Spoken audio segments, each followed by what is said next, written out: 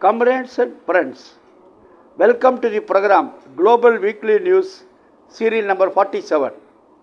First, let us see the elections in Turkey.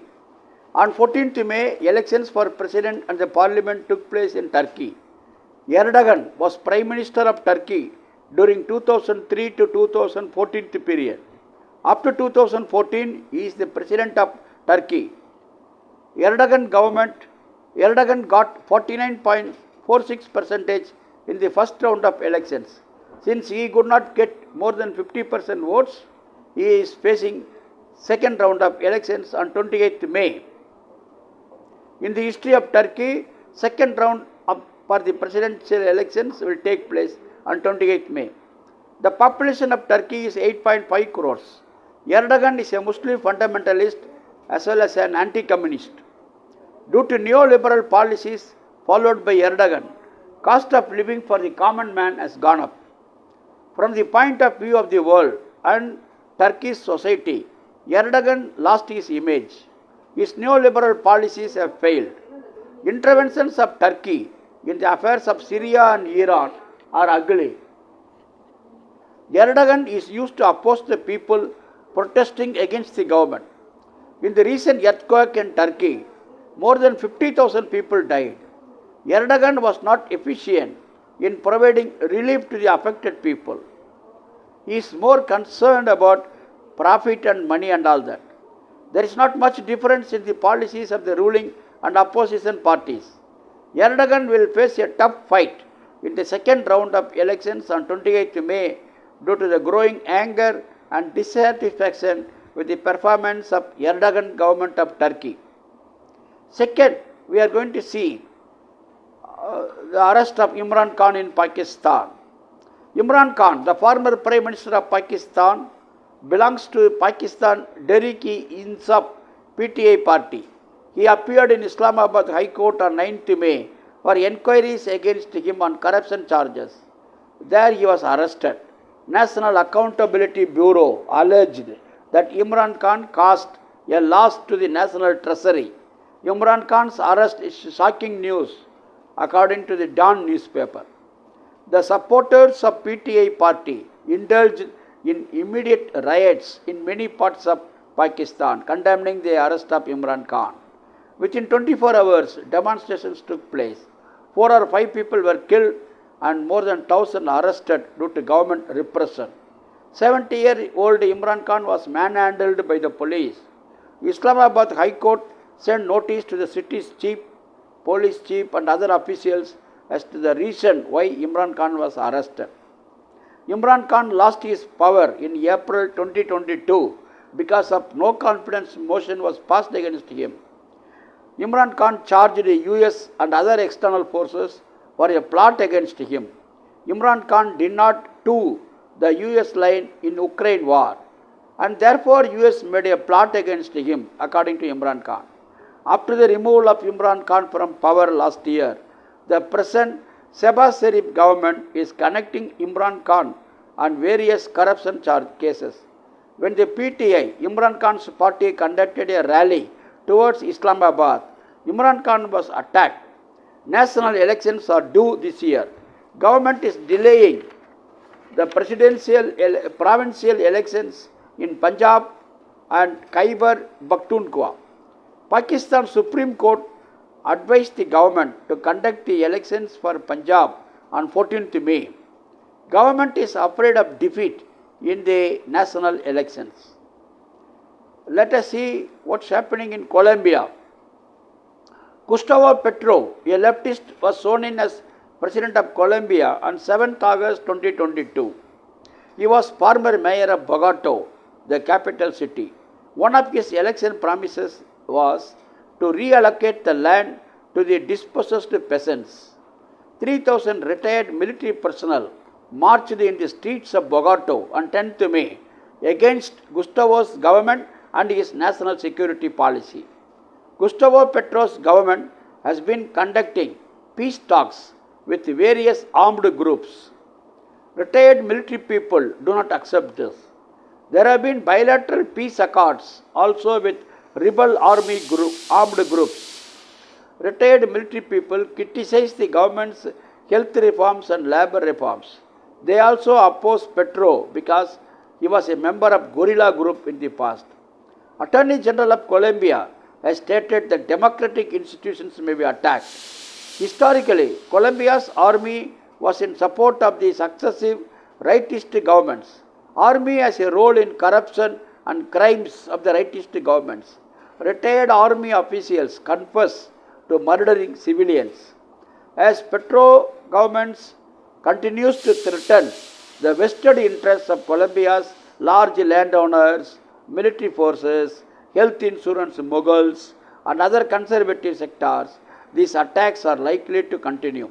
However, as Gustavo Petro declared, they will not prevent his commitment to peace and social justice. Comrades, let us see how Palestinians are living as refugees in their own homeland. Palestinians and Arab people have a tradition of struggling against colonialism and imperialism.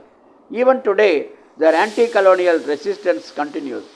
International People's Assembly on 10th May convened an online event on 75th anniversary of Nakba, the catastrophe Palestinians faced. Palestinians continue to fight against apartheid Zionist colonialism.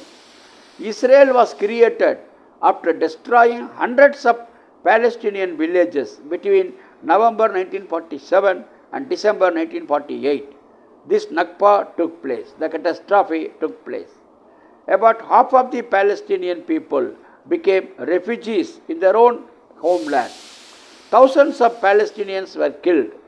About 8 lakh Palestinians were expelled from their lands and villages by Israel's occupation forces. Nakba catastrophe did not stop in 1948. Till today, Palestinians are facing Israel's oppression, murders, and compulsory expulsion. The remedy for the evils committed by Israel lies in resettlement of Palestinians. Democracy, equality, and social justice shall prevail. International solidarity movements shall be promoted for this. Israel shall stop branding Palestinians as terrorists. A year back, the senior journalist of Al Jazeera, Shireen Abu Akleh, was brutally shot at by Israeli forces. So far, no one is accounted for this murder. Last year, May, Shireen Abu Akleh went to Jenin in Israeli-occupied West Bank to cover the news of Israel army's atrocities against Palestinians. Akleh and her colleague were wearing press jackets. Press freedom shall be defended. Israel's atrocities shall end, and justice to be delivered to Akleh case. Both the international and Palestinian human rights organizations have proved that Israeli forces wantonly killed Akleh. In the last 20 years, 20 journalists were killed by Israeli forces. 16 were imprisoned. Though Akleh was an American citizen, US government refused to intervene in getting justice for Shireen Abu Akleh's murder. Due to Israel's indiscriminate airstrikes in Gaza, one of the most densely populated areas of the world, 31 Palestinian civilians died in 4 days. 90 were injured. 6 women and 3 children were among the dead. Palestinian resistance groups have retaliated against the Israelis' aggression by firing rockets towards Israel. Efforts to reach a ceasefire deal have failed. 300 buildings got damaged. Power cut was there in large areas of Gaza. 300 patients were deprived of 300 patients were deprived of critical medical treatment. Comrades, fifth item we are going to see an important letter by Democratic MPs of America to US President Joe Biden. A group of Democratic Party MPs of the United States sent a letter to United States President Joe Biden to lift sanctions on Cuba, Venezuela, etc., as these sanctions result in influx of more migrants at US border who flee economic hardship only to be faced with hostility at the borders.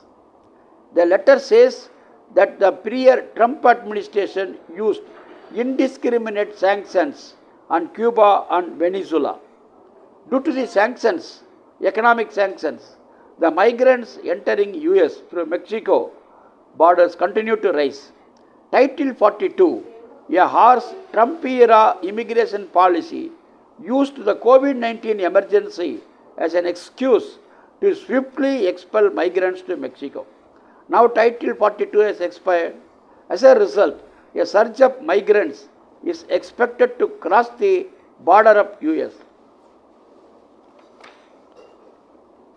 In fiscal year 2018, US authorities reported fewer than 100 Venezuelan migrants at the southern border. By fiscal year 2022, there were almost 188,000 Venezuelan migrants crossing the border. The blockade by the US against Venezuela has created fuel shortages in proper medical supplies, as well as food, and a loss of income and revenue for the economy, as the US attempts to penalize Venezuela for its nationalization policies. In 2019-20, the blockade has resulted in more than 1 lakh deaths, 25 lakh food insecure people, 31.4% of the population undernourished, and 22% of children stunted by the age of 5. US has freezed $34.7 crore assets of Venezuela. US economic sanctions are taking away the education and health rights in various countries. Living standards of the people are declining. Then we go to South Africa, where there has been frequent power cuts. Pretoria High Court in South Africa has granted urgent relief sought by National Union of Metal Workers of South Africa, the NUMSA Union, and 18 other applicants to exempt public hospitals, schools, and police stations from rotational power cuts, recognizing that load shedding infringed upon constitutional rights. The High Court ordered the Minister of Public Enterprises to take all reasonable steps within 60 days to ensure that there is sufficient supply or generation of electricity to prevent any interruption due to load shedding to all public institutions as requested by the petitioners. State-owned energy utility company Eskom, President Cyril Ramaphosa, the Minister of Mineral Resources and Energy and Public Enterprises, and the South African government as a whole are the respondents in the petition.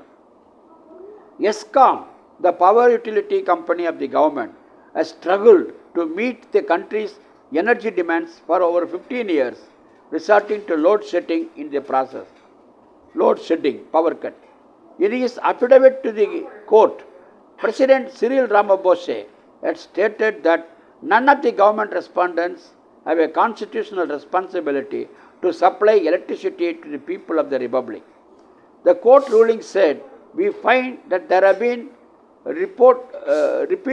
repeated breaches by the state of its constitutional and statutory duties, and that these breaches are continuing to infringe on citizens' rights to health care, security, and education."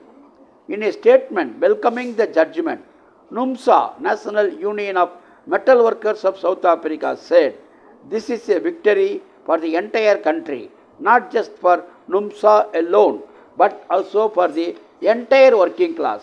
Lastly, we are going to see how in Chile, rightist forces are getting majority in the new constitutional council. On 7th May, over 1.2 crore Chileans participated in the polls to elect the 50 members of the Constitutional Council, a new body responsible for rewriting the country's new constitution. The far-right Republican Party won 23 seats, and Save Chile, The coalition of center-right parties won 11 seats. Unity of Chile, the alliance of left-wing and center-left parties, won 16 seats only. The demand to rewrite Chile's Pinochet dictatorship era constitution was raised during the social uprising against inequality in October 2019. A year later, in October 2020, Chileans overwhelmingly approved the drafting of a new constitution in the plebiscite. In May 2021, they elected a majority of independent and left-wing candidates as members of the Constitutional Convention for this responsibility. Nevertheless, the proposed constitution was turned down by 62% of the votes in referendum in September 2022. This is attributed to the widespread misinformation and divisive campaign led by the conservative sectors in mass media and social media. Had it been passed, it would have become one of the world's most progressive constitutions. Now, the rewriting of Chile's constitution lies in the newly elected rightist majority Constitutional Council. Well, comrades and friends, this is all this week. See you next week. Lal Salam.